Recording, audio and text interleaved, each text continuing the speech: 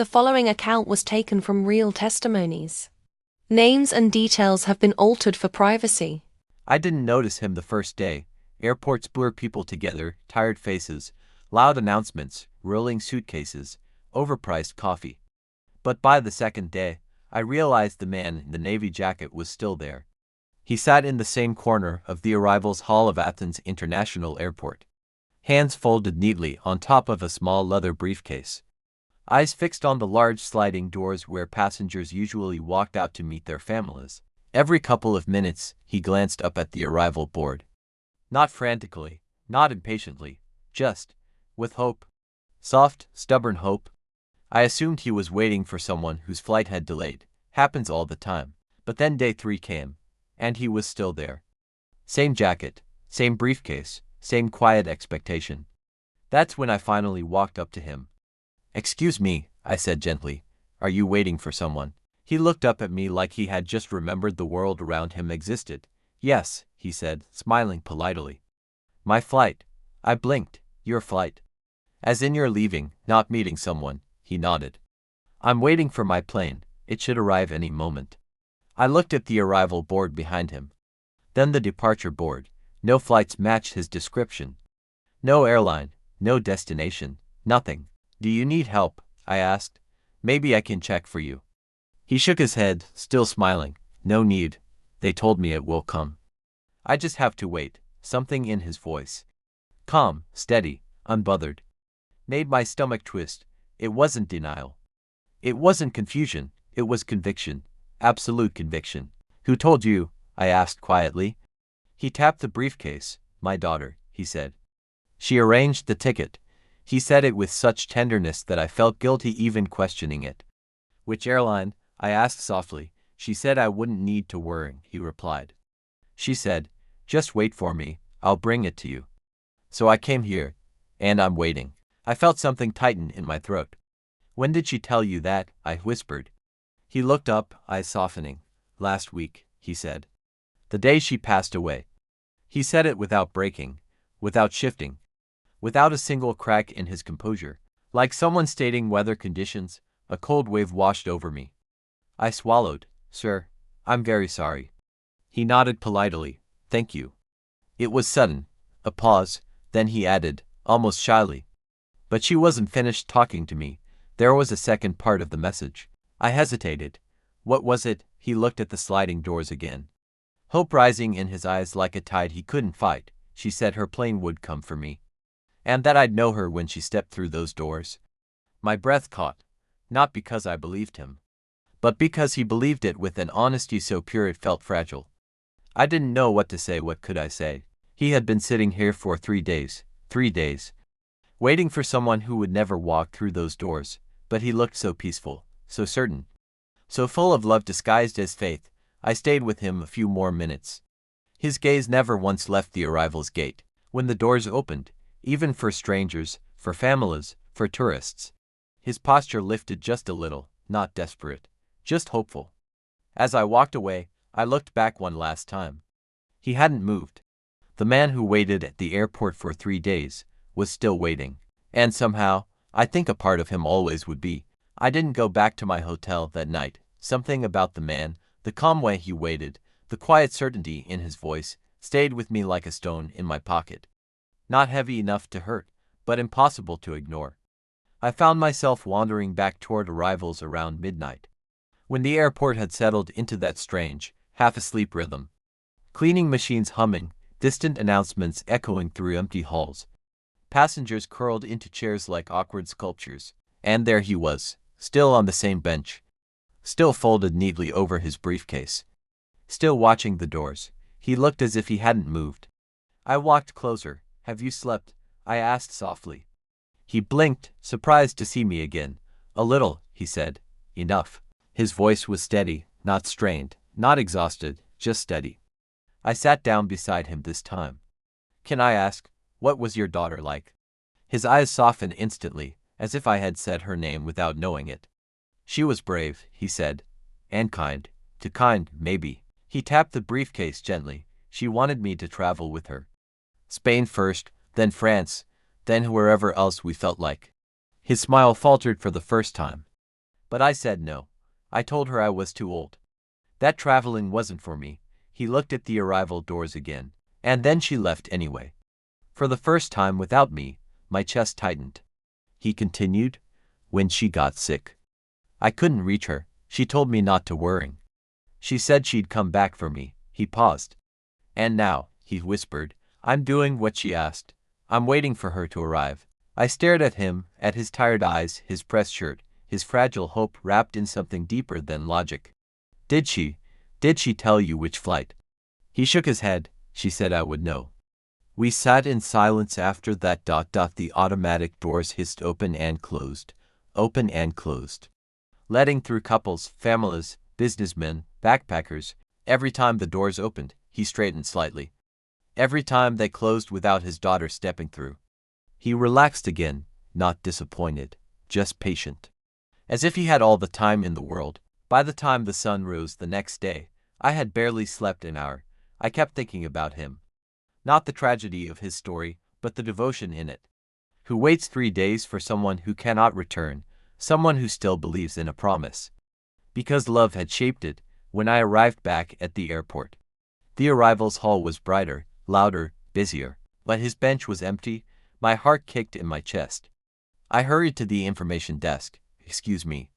The man who was sitting here for the past few days, the older gentleman with the navy jacket, have you seen him? The woman at the desk frowned thoughtfully. Yes, she said. Airport security spoke with him early this morning. I felt a knot form in my stomach. Is he all right? She nodded slowly. He's fine, but he left. Left, I repeated. Where? She checked her computer, brows furrowing. He bought a ticket. For a flight leaving today. My stomach twisted. A flight? Which one? To where? She read the screen, then looked up at me with a strange expression. He bought a ticket to Madrid. Madrid. The place his daughter had always wanted to take him. I didn't know whether to smile or cry, maybe both. And when does it depart? I asked quietly. She checked again. An hour ago. I walked to the gate even though the plane was already gone. I don't know why. Maybe I hoped he'd still be there. Still sitting patiently, still believing in something no one else could see. But the gate was empty, just rows of seats. And a faint echo of the last passengers who had boarded. Something folded in my chest, a mix of relief and ache. He had left, after 3 days of waiting. 3 days of holding on to a promise made by someone he loved more than anyone else in the world. He had finally boarded a plane, not hers. But one she would have wanted him to take. A voice announced cleaning crews. The airport hummed back to life. And then, on the seat closest to the window, I saw it. His yellow boarding tag, the kind staff place on carry-on bags. On the back of it, written in small, careful handwriting.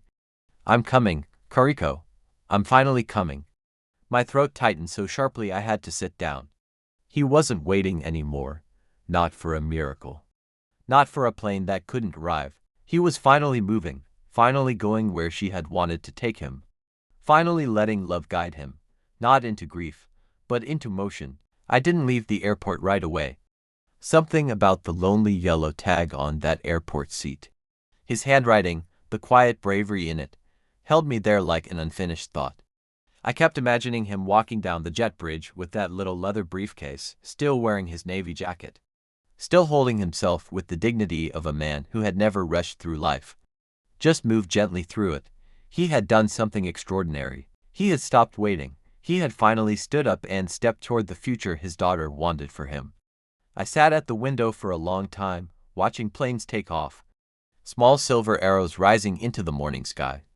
Each one carrying strangers toward places they hoped would change them. And then, for the first time, I wondered if he was already above the clouds. Halfway to Madrid, sitting by the aisle. Hands folded on his briefcase, murmuring quietly to himself. Almost there, Kariko. Almost. I didn't expect to hear anything about him again. People like him. The ones who enter your life without warning for a moment of quiet meaning. Usually disappear the same way. But one morning, sitting in a cafe in Lisbon. My email pinged. The subject line read, "About the gentleman you asked about." My heart jumped. It was from the woman at the Athens airport information desk. I opened the message immediately. I remembered you asking about the older man who waited for 3 days. Yesterday, we received a postcard addressed to the staff. I thought you should see it. Attached was a scanned image of a postcard. La Plaza Mayor, Madrid. Warm colors, cafe umbrellas. Old cobblestones, a violinist in the corner, and in the bottom corner, written in neat, steady handwriting. I made it. Tell the young traveler thank you for keeping me company. My daughter would have liked him. Beneath that, a man who is no longer waiting. I pressed my hand to my mouth. People walked around me, carrying trays, talking, laughing. But for a moment everything went still. He had made it. Really made it. He had left the airport bench behind. Left the grief-heavy waiting behind. Left the sad, impossible hope behind, and stepped into life again. It was weeks later, in Madrid's Atocha station. I was changing trains when I spotted a familiar figure on the platform. Navy jacket, straight posture, leather briefcase in hand. He was talking to a younger man, maybe a tour guide or a volunteer. They were laughing together, not loudly, but with the soft comfort of old friends. He didn't see me. I didn't call out to him. I just watched him step onto a train bound for Toledo, the morning sun washing over him, as if the world had been waiting for him to start moving again. When the doors closed, I felt something warm bloom quietly in my chest. Not grief, not sadness. Pride. He had waited for 3 days at an airport for a plane that would never come. But eventually he realized something truer, something deeper. Sometimes the people we lose don't want us to wait. They want us to go. And he did. He went. He lived. He traveled. And somewhere in Spain, an old man with a navy jacket was finally taking the trip that love had promised him long before. I kept thinking about him long after the train left Atocha, not because his story was tragic, but because it wasn't, not anymore. He had turned grief into motion, love into direction, and a promise into a journey he was finally brave enough to take. And in a strange way, he'd changed something in me too. I returned to Madrid unexpectedly, a last-minute work detour that put me back in the same city where he was learning how to live again. I didn't expect to see him. Madrid is huge. People disappear into it like dropped coins into a fountain. But life has a way of placing people in front of you, exactly when they're meant to be there. It was late afternoon when I walked by El Retiro Park. A soft breeze carried the smell of warm grass and chestnuts from a street cart. And then I heard it, a voice, a familiar one. Try the smaller brush, hold it like this. I turned. Under a wide tree sat a small group of older adults with easels and sketchbooks, a painting class, nothing unusual. Except for the man leading it, the navy jacket was gone, replaced with a light linen shirt and suspenders. The leather briefcase was still there, but now it was propped beside a folding stool. Covered in paint splatters like it had lived several new lives, it was him. He stood behind an elderly woman, gently guiding her hand, as she tried to paint the outline of the lake. He wasn't waiting anymore. He was teaching, laughing, breathing deeply, present, alive. I approached quietly. When he finally noticed me, his eyes widened, with recognition, yes, but also something like quiet gratitude. Well, he said, smiling. Seems we meet again, young traveler. I laughed. I didn't expect to find you teaching art in the middle of Madrid. I didn't expect to be here at all, he said. Life is generous when we let it be, he gestured to the group. After my daughter passed, I stopped painting. She used to tell me it made me happy, but I couldn't pick up a brush. He looked around at his students. Then I realized I wasn't keeping her memory alive by grieving. I was keeping her alive by doing what she loved seeing me do. He picked up one of the brushes on the table, twirling it gently between his fingers. She always said Spain would change me. She was right. I felt a lump in my throat. You did it, I said softly. You really came. He nodded. And you were part of that. You talked to a stranger waiting for a flight that never existed. Sometimes, he added, that's all a heart needs. A witness. We stood in a comfortable silence. Sunlight filtered through the leaves above us, casting shifting patterns on the ground. He looked peaceful, lighter, like someone who had finally set down a weight he'd been carrying for years. Finally, he said, would you like to see something? He bent down, opened his old leather briefcase, and pulled out a small canvas wrapped in brown paper. He handed it to me. For you, he said. My hands shook slightly as I unwrapped it. It was a painting of an airport arrivals hall, soft light, cool colors, automatic doors opening to no one, yet full of expectation. And sitting on a bench in the corner, a figure in a navy jacket, briefcase by his feet, head lifted toward the sliding doors, watching, hoping, waiting. But at the bottom, painted in small, elegant handwriting, were the words, "Before I stood up, I swallowed hard. It's beautiful," I whispered. He smiled gently. "It's a reminder," he said, "that waiting can be an act of love. But so can leaving." We stood there a moment longer. To travelers who had crossed paths in a place neither of us expected, then he returned to his students, guiding brushes, laughing softly, turning grief into color. And I walked away holding the painting against my chest, knowing I had just witnessed the final chapter of a story that started on a bench, in an airport, where a man waited for 3 days, for a flight that would never come. But in the end, he caught a different one. The one that carried him back to life. When I left El Retiro Park that evening, the sky was turning gold. The kind of warm, forgiving gold that makes even the heaviest stories feel lighter. I walked slowly, carrying the painting under my arm, feeling as if I was holding a piece of someone else's heart. Maybe I was. I kept replaying everything in my mind. The airport bench, the empty arrival doors, the 3 days of quiet devotion, and the moment he finally chose to stand up and follow the life his daughter wanted for him. He had waited for her, and in a way, she had come for him. Not through the sliding doors of an airport, but through the promise she had planted in him long before she left the world. A promise to live, a promise to go, a promise to keep moving.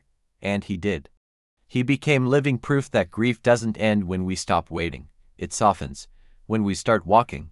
As I crossed a small stone bridge, the sounds of the city rising around me, I realized something quietly profound. I had not helped him, not really. He had helped me.